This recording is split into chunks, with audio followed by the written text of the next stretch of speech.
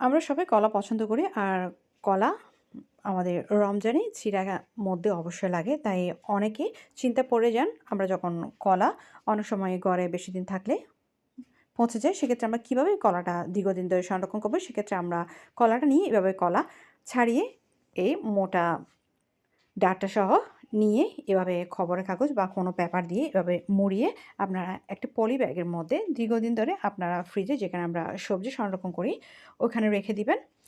এভাবে পলিথিনের ভিতর মুড়িয়ে এক্ষেত্রে এই কলাগুলো অনেক দিন পর্যন্ত একদম ফ্রেশ থাকবে এবং কোনো পছন্দ ধরবে না। এভাবে করে আপনারা অনেক দিন ধরেই এভাবে ফ্রেশ কলা সংরক্ষণ করতে পারবেন এবং পচে যাওয়ার কোনো সম্ভাবনা থাকবে না।